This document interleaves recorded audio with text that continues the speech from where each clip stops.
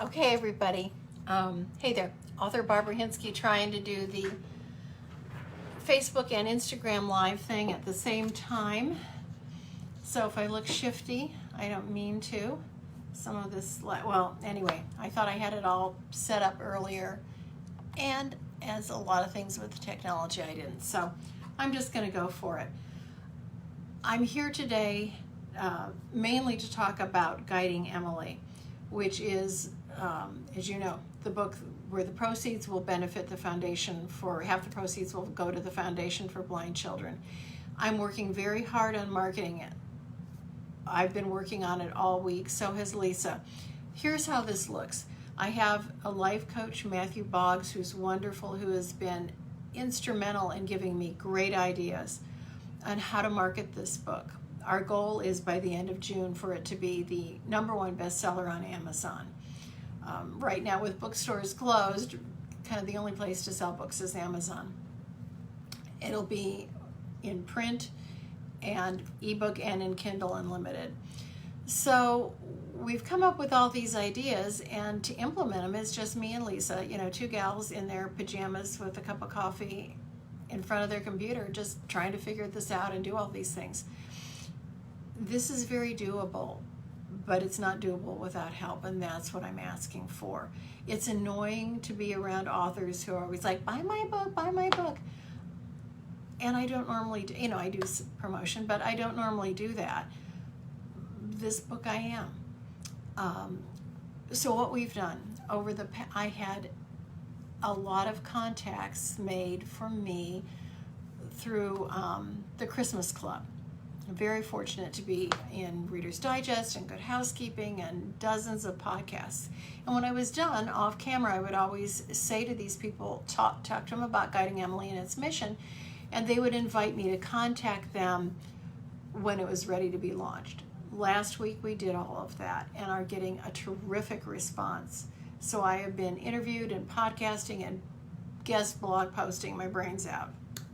We also did, Lisa did great research. She's a fabulous researcher into other blind organizations and dog organizations, service dog organizations. We've contacted all of them and have had a phenomenal response. So again, I'm podcasting, interviewing, blogging, all of that. That's all going on. I'm building an influencer campaign that I'll talk more about later, but research has shown that influencers like Ellen, Jimmy Fallon, Stephen Colbert, Oprah, David Muir, all those people right now since they're working at home, they're particularly paying attention to their Instagram and their Twitter feeds.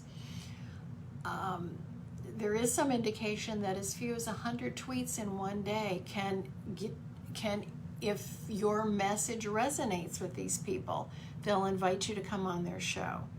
That's my goal, national exposure. I can't do 100 tweets a day for myself, but I certainly can ask for help to do that. We're building a campaign of the appropriate influencers. I'd love to be on CBS Sunday Morning with this book for the foundation. So we're getting together our influencers, and we're going to draft pre-made tweets and Instagram posts that you could send, and we'll get to you with that. Where those tweets and Instagram posts will send the recipients, these influencers, will be to a dedicated webpage that I'm creating that will have information, and it'll have a video from me saying what this segment on their show would look like. I'm going to do that, film that, have it professionally filmed at the Foundation for Blind Children with Gnocchi, who's the guide dog, the real life guide dog, Black Lab, that Garth in the book is based on. So this is a lot of stuff, particularly at this particular time, for two gals, like I say, working in our pajamas, just trying to figure this out. But it's not just two gals in our pajamas. It's two gals in our pajamas plus a whole group of readers who are the kindest, most generous people I could ever imagine, and I feel so privileged to be in touch with all of you. If anything this last year has taught me is what a group my readers are. So that's my goal. I'm inviting all of you to help me on this. I'll keep you informed as we go along. The first step is Friday. It's the official launch. I'm going to probably put the Kindle book up on Amazon on Wednesday, just because there's nobody really working it. I mean, nobody you can get to at Amazon if there's a problem, and I don't want to miss the Friday date, so it'll probably be a little early. So if you've got the book, buy the book, review the book. I'll keep it at 99 cents through Sunday the 14th, so it's not a hardship on anybody to buy the book. Recommend it, buy it, review it, gift it. A surge of sales and reviews in the beginning will get the Amazon algorithms running to sell the book. Then Amazon pushes it out and it sells. And it'll also give me social proof, so that when I do my influencer video, I can say it's got this many 4-star reviews, whatever reviews, and it's done this in the Amazon rankings, so that these people who have never met me don't think I'm a crackpot. So that's it. We're just working. We're leaving it all on the field, as they say with this one. All on the field. Because there is so much good that can happen from it. And I'm certainly committed with everything I've got.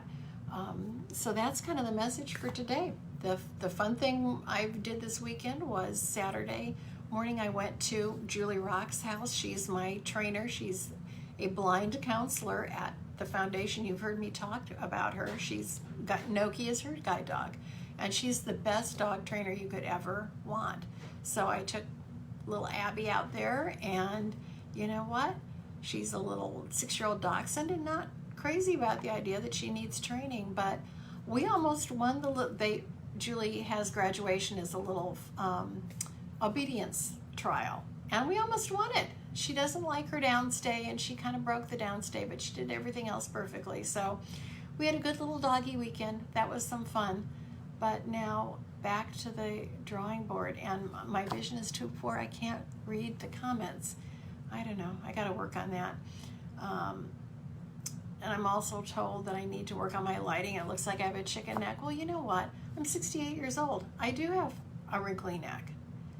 And I don't care that I look 68 years old. What is the big deal about that? If you don't want to look at my chicken neck, then don't look at it. Maybe that's a poor attitude on my part, but let's keep it real. My heart is huge and young. My brain is huge and young, and I think that's what's important. So lots of love as we start in this week. I feel so energized and supported by everyone. And so does Lisa. Lots of love to you. Thank you, and take care.